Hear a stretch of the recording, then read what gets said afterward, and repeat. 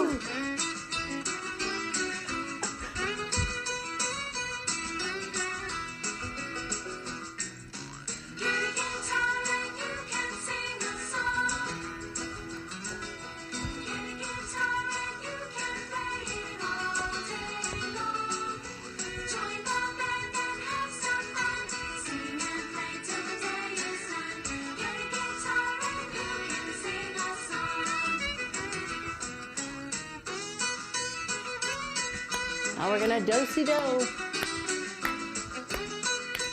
One more time? Sure. All right. Gotta go fast though. Ta-da! Yay! So much fun! That was fun. Right? Getting your brains going in the morning. Yes, Loved and it. a little stretching. Make sure we're wide awake and ready Absolutely. to learn how to read the R sound and how to spell it. Awesome. All So right. we're gonna do that now. I'll see you guys back here in a minute. Okay, come with me to the word work board. All right. All this week, we are going to be focused on our sound of the week, which is the star card. Do you hear the R sound in star? Right. And to spell that, we use the AR. Now, AR is our vowel. It's actually called an R controlled vowel because I don't hear an A sound or an A sound anywhere. Do you? No, but what do you hear? R. Do you hear that? So the R controls the sound that the A makes. So together, when they are right next to each other in a word, you're going to say R. A-R says R. Can you remember that? I bet you can. So we're going to practice today looking at some words with the R spelling pattern and blending them to figure out what the words are. And I think our friend Tina should come help us, don't you? Tina? Good morning, Mrs. Good Hammock. morning. I'm so excited to see you. Oh, I'm so excited to be here and see you too. Well, today, Tina, we are learning about the star card that has the R sound, that R-controlled sound. Oh, it sounds like a pirate. You're right, it does sound like a pirate. R. Very nice. That's a good way to remember it, isn't it? It sure is. All right, so let's take a look. I have some words for us to blend, and I was hoping you would help us. Okay, that sounds great. Okay, here we go. Here's our first word. We're going to look at the whole word, and we can see that R sound in the middle, and then we have an F at the beginning. F stands for what sound? Then we say R, and then M stands for which sound? Okay, let's blend it again. Arm. That's a little faster. Farm. Ooh, that's a farm. Very nice. Yes, it is. Good job. Farm. So if you were writing about a farm, then you would use the R-controlled spelling pattern for A-R, and you already know the F and the M sound, so you just would blend it very slowly so that you could write it down. All right, let's try the next one. Are you ready? Oh, yes, let's do it. Now look at this word. Here, the AR sound comes at the very beginning of the word because AR really can come at the beginning or at the end. It's kind of tricky like that. So here we're going to say, what sound do we say when we see AR? R. Good job. And then the T says T. Perfect. Let's put it together. Art. Art. Oh, art. I love doing art. I do too. I do too. And I've seen some of your art, and it is beautiful. Oh, thank you. All right, let's take a look at our next word. Here we have, what is this grouping called? That's, I don't remember what it was called. A diagram? Yes, very Ooh, nice. And So, it's a ch. yes, good. So we have the ch sound, then we have our focus sound, R, and then we have the T. T, t. Okay, so let's put it together. Ch, art, chart. Chart. Chart. Great job. Like we have all of our letters in our chart. Absolutely. Did you happen to notice the little word that's inside the word chart? There. That's the word art. Yes. Isn't that cool how that happens? Oh, I love it when that happens. Me too. I like that too. So if you use your good detective eyes, you might find smaller words in the bigger words, and that can help you to break apart the word and read it. Oh, that's great. Let's try our last word for today. Are you ready? Okay. Okay, now, this is a little bit tricky because I ran out of red R's for our middle sound. But if you were reading a story, the R would not be in red, would it? No, it wouldn't be in red. No, so it's probably a good idea to practice sometimes just with the black letters. And that way we get used to identifying or finding it with our eyes when we see that AR. Okay. All right, you ready to try it? Let's do it. Okay, here we go. R. Ch. March. Oh, March. March. So Very good. like marching in a band. Yes, we could march, but also if I had an uppercase M, I could put it there because the month is now March. Oh, that's right. It is the month of March. Right. So that's pretty awesome, isn't it? It is great. And you spell it the same way. The only difference is when you're talking about the month, you want to use an uppercase letter. Oh, that's right, because it's a special noun. It's You remember? proper? Is it a proper noun? Yes, I'm so impressed with how awake your brain is. Great job. Woohoo! All right, Well, Tina, my super readers and I are going to read the sentence that I have for us, and I'll see you a little later. Okay, sounds great. I'll see you. Bye. Bye-bye. Thanks for your help. All right, here we go with our sentence. I put as many R words in our sentence as I could. Are you ready to try it with me? And I underline them to help give you a clue. Can a shark live in a barn on a farm? Can a shark live in a barn on a farm? Probably not. That sounds a little crazy. Well, I think it's time for us to figure out what our high frequency words are for this week and give them a little practice. And I know Mrs. Nix has a fun way to help you practice them this week. So let's go check in with her. Awesome. Thank you so much, Mrs. Hammock. And yes, I do. Remember, high frequency words are just those words we come across most often in our reading and our writing. So it's important that we know how to read them and write them. Okay, this week I have 6 words for us. So let's go through, we'll read them, and I have 2 we're going to practice today. And kind of a fun way to practice them. You ready to do this? Okay, let's start right up here. We've got put, round, for, only, none, and large. So today, I want us to look at these first 2 words. So this first word is put. Let's spell it. P-U-T says put. Good. Do it one more time. P-U-T says put. So you could trace that big in the air. You could trace it with using your finger on your arm or on your floor in the sand. All right. Here's our next word. Round. Round. Spell it. R-O-U-N-D. Round. Great. Great job. So something is round like a circle. We would use the word round. Okay, I have a couple of sentences here.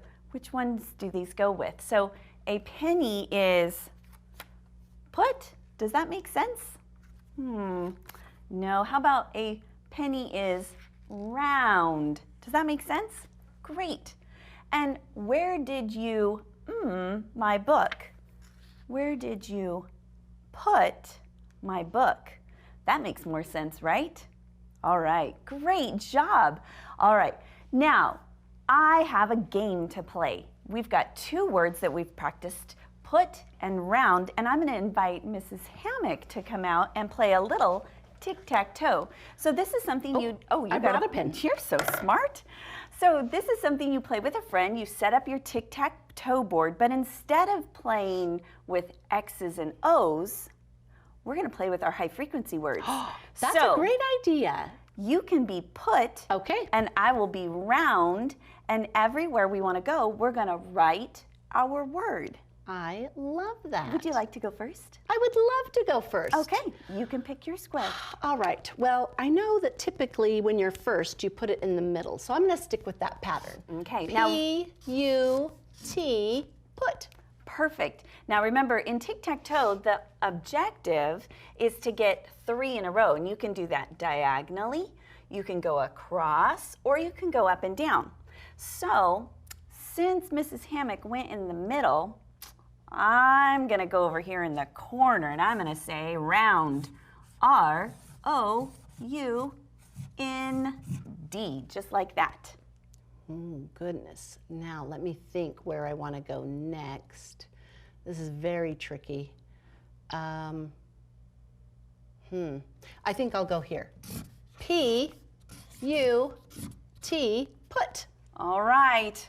I'm going to go right here. R-O-U-N-D.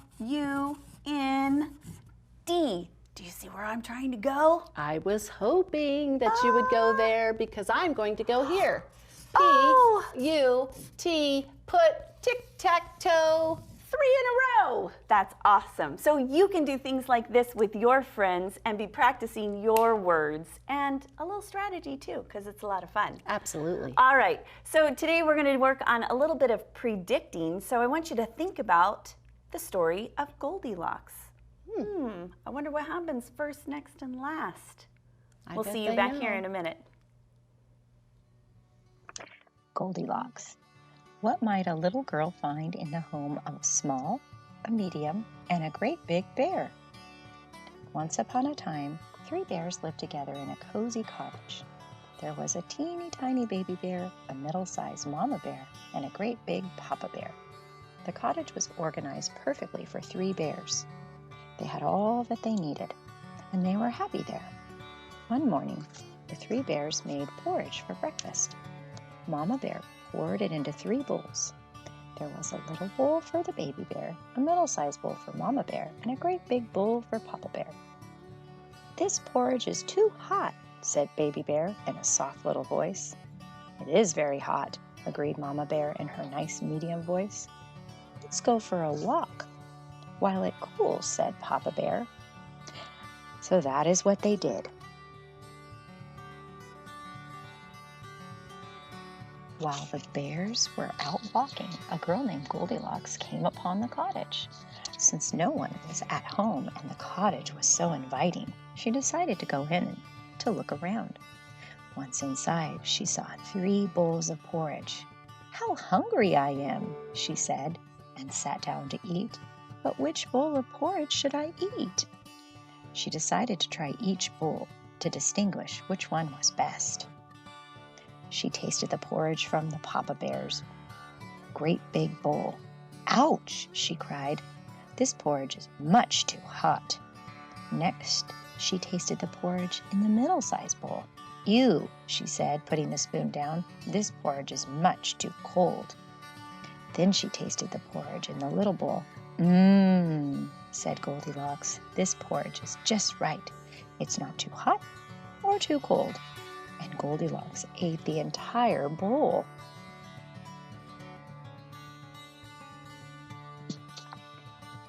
After she ate, Goldilocks went into the living room. She noticed there were 3 chairs. Just like the bowls, the chairs were classified by size. There was a great big chair, a middle-sized chair, and a little chair. First, Goldilocks sat in the great big chair, but it was much too hard. Next, Goldilocks sat in the middle-sized chair, which was much too soft. Finally, she sat in the little chair, which was just the right size. However, as Goldilocks got comfortable, the chair broke. By now, Goldilocks was feeling weary, so she found the bear's bedroom. First, Goldilocks lay down on Papa Bear's great big bed, but it was too hard. Then Goldilocks tried Mama Bear's middle-sized bed, but it was too soft. At last she curled up on Baby Bear's little bed and smiled. It was perfect, and she fell fast asleep. Meanwhile, the bears had returned home and were quite hungry, so they went to eat their bowls of porridge. When Papa Bear saw his great big bowl, he growled in a loud voice, "Someone has been eating my porridge." When Mama Bear saw her middle-sized bowl, she said in a regular voice, "Someone has been eating my porridge too." And when Baby Bear saw his little bowl, he said in a quiet voice, "Somebody has been eating my porridge and it's all gone." And he began to cry. Next, the bears went into the living room where Papa Bear and Mama Bear saw that someone had been sitting in their chairs. Poor Baby Bear cried very hard when he saw his broken chair. The bears went to the bedroom where Papa Bear and Mama Bear noticed that someone had been resting in their beds. Baby Bear said, "Someone has been sleeping in my bed, and there she is." Goldilocks woke up and was startled to find 3 bears staring at her. She ran out of their house as fast as possible and never came back. Did you like that story? Was that a familiar story to you? I thought it might be. So let's talk about the sequence. Remember, that's the order that things happen. Do you remember what happened first in our story? Well, let's see. I know. Did the first thing that happened was that Goldilocks tasted the bear's porridge? Did anything happen before that? How did she get to taste their porridge? Right, because they weren't home. So that's the first thing that happened, is that the bears, they went on a walk. And that is why she was able to go in and taste next. Goldilocks tasted the bear's porridge. Walk, then she ate the porridge. Then what happens after she ate the porridge? What happens then? Then she went in and sat in their chairs and laid in their beds, right? And last, what happened at the end, or just about the end? They came home, didn't they? And they found her and scared her because she was asleep in their beds. Which bed was she sleeping in?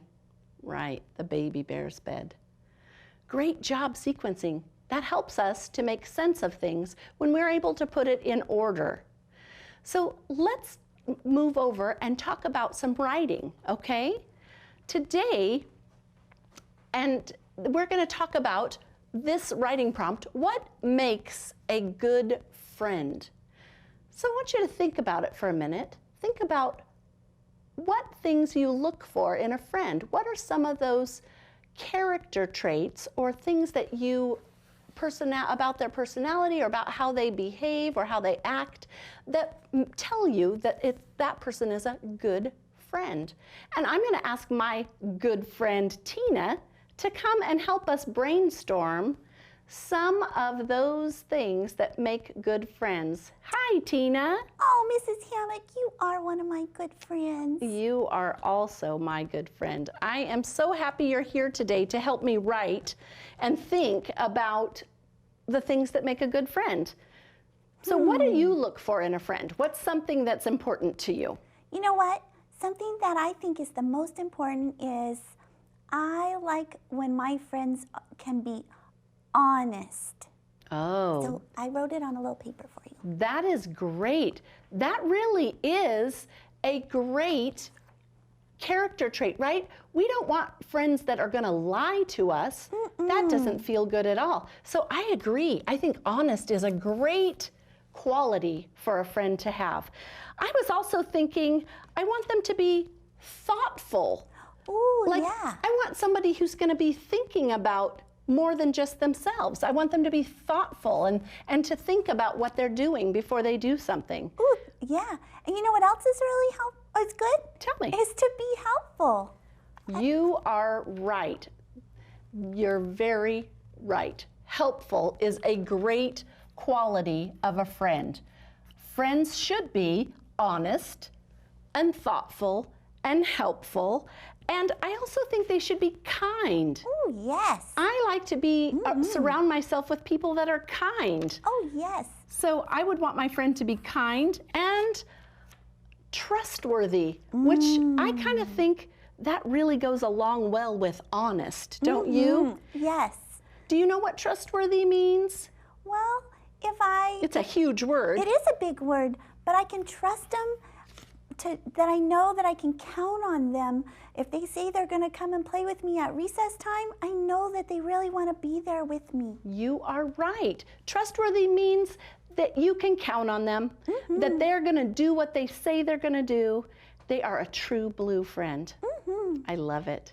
Hey, let's go check out this book talk with one of our friends. All right. Hi, boys and girls.